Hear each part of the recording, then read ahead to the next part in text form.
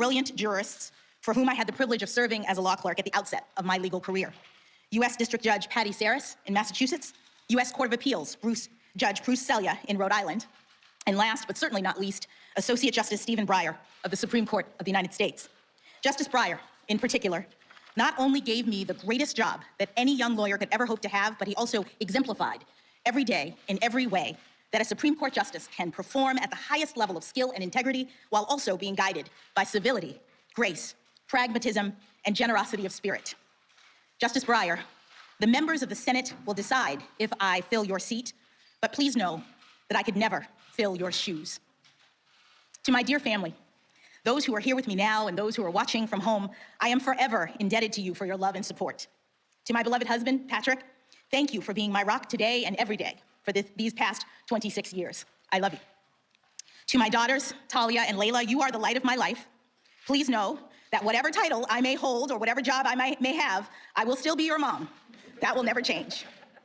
There are so many other people I would love to be able to address and to thank, but time is short, so let me end by sharing an interesting coincidence that has actually meant a great deal to me over the years. As it happens, I share a birthday with the first Black woman ever to be appointed as a federal judge, the Honorable Constance Baker Motley.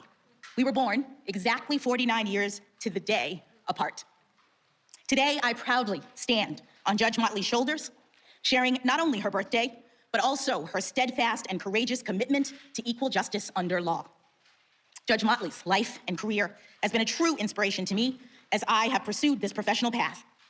And if I'm fortunate enough to be confirmed as the next Associate Justice of the Supreme Court of the United States, I can only hope that my life and career, my love of this country and the Constitution, and my commitment to upholding the rule of law and the sacred principles upon which this great nation was founded will inspire future generations of Americans. Thank you again, Mr. President, for this extraordinary honor. Judge Ketanji Brown Jackson, speaking before the American people. I forgot to introduce the First Lady, Dr. Joe Biden, and the second gentleman. That seems strange to say that, but the second, Doug, is Emhoff. They're both here as well, so thank you. Thank you all.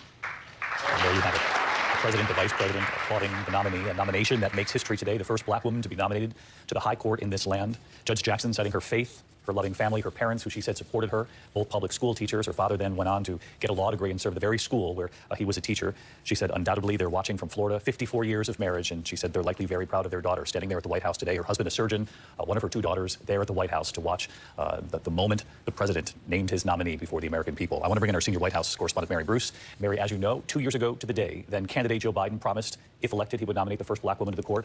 It's precisely what he's done.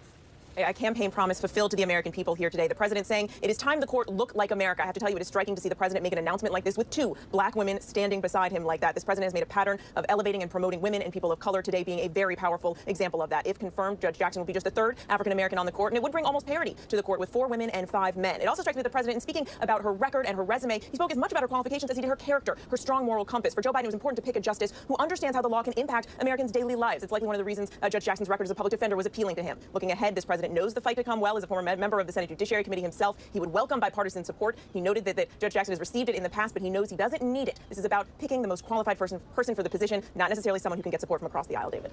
Mary, I know moms across the nation can relate to the moment where she said, no matter what my title is or will be, I will still be your mother. To laughter in the room. I want to bring in our senior congressional correspondent, Rachel Scott. She's live on the Hill. Rachel, the president, as we gathered, would mention that she's been confirmed by the Senate 3 times already, but of course never a promise when you're talking about a nomination to the high court.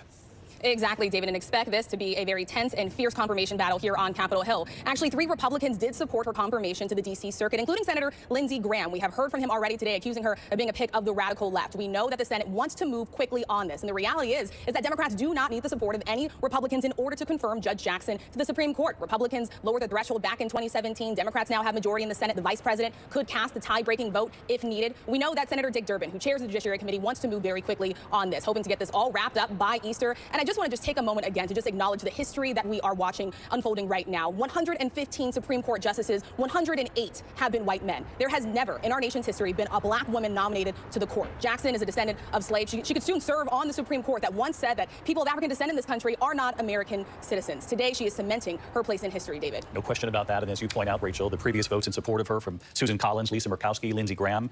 Obviously, we will wait to see how this goes, if they'll continue to vote in favor of this nomination. Some partisan words from Lindsey Graham program today. Of course, that does not mean that he won't vote to confirm when the time comes. We'll wait to see on that. I want to bring in Devin Dwyer, who covers the Supreme Court for ABC News. And Devin, a number of key facts about her life and what led to this moment today that will help shape for Americans when they look at her and what could be the next Associate Justice on the court, what might drive some of her opinions. The President talking about how she makes decisions based on what the law, what the Constitution suggests she do, and that she thinks about how any particular decision will actually affect American lives. I thought it was very interesting. The President also pointed out she has several family members who've worked in law enforcement, and she went on to discuss that as well.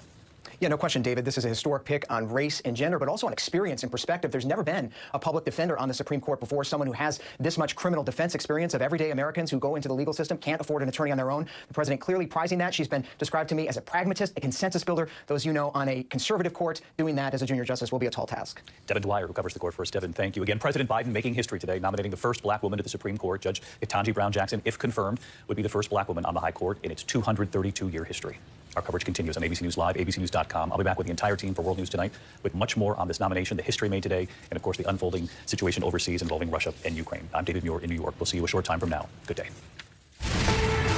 And David, thank you so much. I'm Kira Phillips. As you just heard, President Biden making history today, nominating the first black woman to the highest court in the land. For more, we want to bring in our entire team here, White House correspondent Mary Alice Parks and former DNC chair and ABC News contributor Donna Brazil. Donna, I'm going to start with you because as we were listening to this announcement, yes, of course, the cameras were rolling. We saw you in the control room, snapping your fingers, doing a little dance, singing a little song, very excited about this moment. I believe we have that video. We will try and roll that.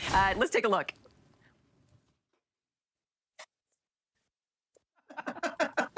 Personally, a great moment for you. Go ahead now. Expand on your excitement, Donna.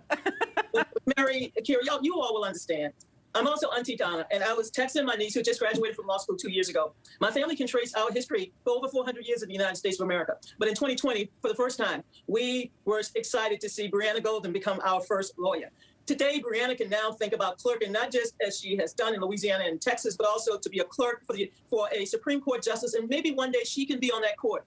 The little girl that was born in Washington, D.C., raised in Miami, Florida today, accepted this challenge. She's a pragmatic judge. She is someone who is a trailblazer, being a public defender, to a lawyer, to someone who served on the U.S. Sentencing Commission, to the district court where my former, quote-unquote, boss, Eleanor Holmes Norton, who is a legal pioneer in her own right, she was the first who put her in that pipeline to become a federal judge back in 2013. Here it is 9 years later, having served as also an appellate judge, confirmed by the United States Senate 3 times. I think this is a story that America should celebrate, a moment that we all can find, especially now with all of the challenges. She will be a jurist, someone who will support the Constitution. She knows the legal system because she was there with Stephen Breyer. And I thought when she said, and the line I really love, she said, I may sit in his seat, but I will not, fill his shoes. I'm going to just thank her for, I thought her remarks were great. She gave thanks to God. And most importantly, she said, she got here by faith. Her two parents, and I also emailed the president of Howard University, said, hey, Chu, and I'm also affiliated with Howard University as well as Georgetown. This is a tremendous moment because we never thought, as someone once said to all of us, as we were growing up in the political system, we never thought we would see this day. And now we have seen it. We're seeing it. We're witnessing it. We are, and you talk about this being quite a story. Mary Bruce, our chief White House correspondent there at the White House, her story in itself was just remarkable. And she was very transparent, bragging about her family and talking about the good and the bad that she has experienced, really coming full throttle on a very honest and open thank you to President Biden and the American people. It's remarkable. I mean, to Donna's point, this is just an amazing day that I think, regardless of politics, regardless of where you stand on the political spectrum, should be celebrated simply because of what it says about how far we have come as a country. We've been talking about this. This is a campaign promise this president made. It is now fulfilled in nominating the first black woman to sit on the Supreme Court. If confirmed, you know that she would be the third African-American on the court. It would also bring near parity to the court. For the first time, there would be 4 women and 5 men sitting on the Supreme Court. And speaking of her resume and her background, what struck me so much was that the president spoke just as much about her impeccable legal credentials as he did about just her integrity, her character, her strong moral compass, he said. We know that in this search, Joe Biden was looking for a nominee who would really understand how the law impacts people's daily lives. It's one of the reasons why her record as a public defender likely was so appealing to him. Now, while today is sort of a moment, I think, for the country to celebrate, and for obviously a huge moment for Judge Jackson and her family, there is a political fight ahead. The president speaking about this. He knows what's coming. He spent many years on the Senate Judiciary Committee. He knows this process very, very well. And he's already been reaching across town to Capitol and also reaching across the aisle to speak with lawmakers about what comes next. The president getting that advice and consent going. But the president knows that while Judge Jackson has received bipartisan support in the past, receiving the support of 3 Republicans in her last confirmation for her current position, the president knows that he doesn't need Republican support to get her confirmed. He certainly would welcome it. He thinks she certainly should earn it, given her credentials, but it's not something that he's holding his breath for. Mary, thank you so much. And straight to the Hill, and our correspondent, congressional correspondent Rachel Scott, just listening to Mary talking about the confirmation process ahead. Rachel, I was reading back in 2012 when Jackson was nominated by President Barack Obama to serve on the U.S. District Court in D.C. While waiting on that approval, she came forward saying that stress was so severe that she leaned on knitting scarves to try and relax her and her nerves to get through that waiting process. So as we look forward to the confirmation hearings and approval process, it could take some time. She said she knitted so many scarves, it could have outfitted a small army. I wonder how long this approval process will take, Rachel. Well, I hope that she has the yarn ready to go if that is what she needs to calm her nerves, because she certainly has a very tense and fierce confirmation battle ahead here on Capitol Hill. We have already heard from Republicans today blasting her record. Senator Lindsey Graham, who actually voted to confirm her for the D.C. Circuit, came out and accused her of being a pick of the radical left. But the reality here is that Democrats do not need the support of any Republicans in order to confirm Judge Jackson to the Supreme Court. It was Republicans who lowered the threshold back in 2017. Now all it requires is a simple majority vote. Democrats have the majority in the Senate. The vice president could then cast a tie-breaking vote if necessary. And we've already heard from Senator Dick Durbin. He chairs the Judiciary Committee. He says he wants to move this along very quickly, hoping to get Judge Jackson confirmed to the Supreme Court by Easter, before they leave off on Easter recess on April 8th. And Carrie, I just want to take a moment. We talk so much about the history that we are watching unfold before our eyes right now. And I do think that it's important to note 115 Supreme Court justices, 108 of those have been white men. There has never been a black woman even nominated to serve on the bench. Judge Jackson, as a dark-skinned black woman in this country, has had to navigate an immense amount of challenges to get to where she is. When she applied to Harvard, she said that her guidance counselor told her not to set her standards too high. She ended up obviously getting in. She's a descendant of slaves, and she could soon serve on a Supreme Court that once said that people of African descent in this country are not American citizens. This is a very powerful moment, and she certainly is going to know the weight of this moment as well. She talks about how she often comes here to Washington, D.C., walking the streets, and goes to the National Archives to look at the Bill of Rights, to look at the Constitution, because she realizes the power that she holds. Today, she is cementing her place in history as the first black woman to be nominated to the court. Kira. Such a colorful background and an interesting person indeed. Rachel, thank you so much. And Devin Dwyer, who covers the Supreme Court for us here at ABC. I mean, just looking at her background and just a laundry list of what she has been involved with and what she has done from a legal perspective. I mean, she's received a little heat, the president has, for picking someone with a Harvard pedigree, but she also was a public defender. And she talked about her family background. I mean, her father or her brother as a police officer, yet an uncle who was a part of the drug trade. I mean, just such an interesting background. Ivy League, yes, but a woman of the people. When you look at the first nominee, a public defender in her background, nominated to the court, it sends a tremendous message, Devin. Yeah, this is a historic pick on race and gender, as we've been saying, but the experience and perspective of this nominee is certainly something to look at, Kira. And I think the president, the White House, everything I've heard from people around this nomination expect that to be a major selling point. And they're going to really hold Republicans to it, to sort of dare them to vote against someone of this pedigree, someone who, on the legal experience side of things, has more legal experience than 4 of the current justices had combined when they were nominated. 8.5 years on the federal bench, and then someone, as you said, who has represented average, everyday Americans who couldn't afford an attorney. That brings a perspective, a ground-level perspective that simply isn't on the court at this point. All right, and Donna, another little tidbit. Devin, thank you so much. That my producer Abigail found. Boy, I would love to know what this was like. Apparently, Ted Cruz was her mate in law school. Can you imagine those conversations then and the conversations now? Well, Ted Cruz is a member of the Senate Judiciary Committee, and I'm sure she's going to be able to give him a wink and say, hello, classmate. But, she also said something that I thought should be repeated, and that is she shares the same birthday with Constance Baker Motley. We often overlook the role that black women played in the movement for both civil rights and women's equality. Both Judge Motley, as well as Polly Murray, who was one of the most brilliant black female lawyers of her time, they helped to craft all of the legal arguments that the men who fought, they went to the Supreme Court and argued. So this is also a moment to see how far we've come as women, as minorities, but most of all, she said in her opening statement, as Americans, we are Americans. Indeed, we are. We will continue this conversation. Donna, Mary, Rachel, Devin, thank you all so much. And now to someone who can personally relate to President Biden's historic nomination, and yet another woman who has made history herself, the Honorable Yvette McGee, the first black justice on the Ohio Supreme Court, now partner with Jones Day. So great to have you, Yvette. What a fantastic perspective to have you here with us, along with us on this historic day. First of all, your just overall reaction to what you just heard from our nominee to the President of the United States introducing her as you watch this along with us. Kara, it's so nice to be with you. My heart is full right now. I mean, watching her take the podium and hearing the president nominate her, it's just such a great day to be a Black woman lawyer in America. And I loved how she started off by saying this is the best country in the world. I mean, so often with the things that we're going through over the last few years and we've gone through in our history, we forget that only in America is Judge Jackson's story possible, is my story possible. So we really do have to stop and pause for a moment that this is history. It's America's history. And it's a profound day to see that this woman take her place in history and hopefully take her place on the bench. So judge to judge, tell me about KBJ's reputation. So she is known, as you heard from some of the commentators already, she is seen as a pragmatist, but she is shockingly bright. I mean, she's got a big brain. And at the end of the day, that's really what you want, right? You want somebody on the court who is smart, who can battle with their intellect and with their pen. She has all of that. Her record of achievement at Harvard. I mean, think about this. She was the editor of the Harvard Law Review. She didn't just go to Harvard. She was the editor of the Law Review. And her intellectual prowess has been demonstrated throughout her legal career. Her humbleness of spirit, what I look for in a justice, what I hope the Senate Judiciary Committee is looking for, is somebody who is going to sit on that bench, look at the Constitution, look at the law, bring all of their intellect to it, and make the best decisions for the American people. She's clearly got all of that, and we are blessed that she entered public service. On top of that, you talk about Harvard. We were reading here in high school, class president 3 times, no doubt. Let me just throw that in there. She also was on the debate team. She was a singer. She loves American Idol. I mean, just the tidbits go on and on. It doesn't get more real than that, right? Let me ask you, Yvette, as the first Black justice on the Ohio Supreme Court, we talk about you and what you have achieved. 2 questions. First of all, your advice to KBJ now, because I would like to know what your most memorable challenges were as you were climbing the court ladder and what inspired you to keep pushing when things got tough and how you would advise her if you had a chance to sit down with her in this historic moment. I love the KBJ. That's her moniker already, so I really do love that. Ruth Bader Ginsburg would love it. Right? Yeah.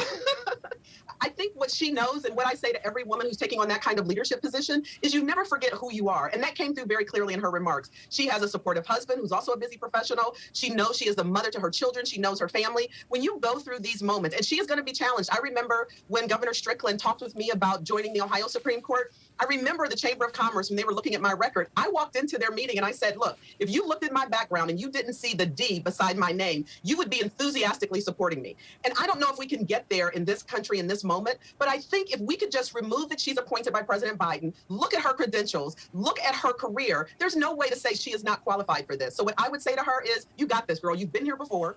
You know that they're going to come at you because every Black woman who has achieved this level of success has had to navigate it. You, Kira, as a woman, have had to navigate this. So she's well prepared for the fight ahead.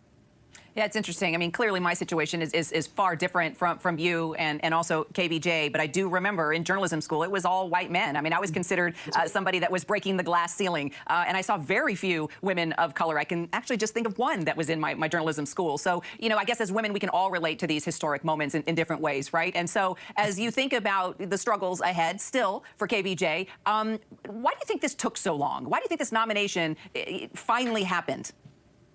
Well, I have no explanation for why it has taken so long to get a Black woman to the United States Supreme Court. But the reason it happened is because President Biden had a commitment to diversifying the judiciary, and he made a commitment to adding someone whose lived experience to the United States Supreme Court is going to add much to the decisions. I mean, when you look at this court being founded in 1789, as you heard Rachel say, you know, 108 of the justices have been white men. Our courts should look like our country, and I think that that is a legitimate goal. Justices are appointed by presidents. So there's no explanation as to why it's taken so long. I think I want to live in this moment and just be thankful we're finally here. And what I would say to those people, those senators who are sitting on the Senate Judiciary Committee, is let's not lose this moment. This is historic. She is, for us, our Thurgood Marshall. And I hope that she is treated with the respect and dignity of any jurist who is sitting before the Senate Judiciary Committee, and to look at her qualifications. Let's not just make this a soundbite judiciary hearing. Let's look at who we're putting on that bench for the American people and have confidence in the qualifications of the nominee.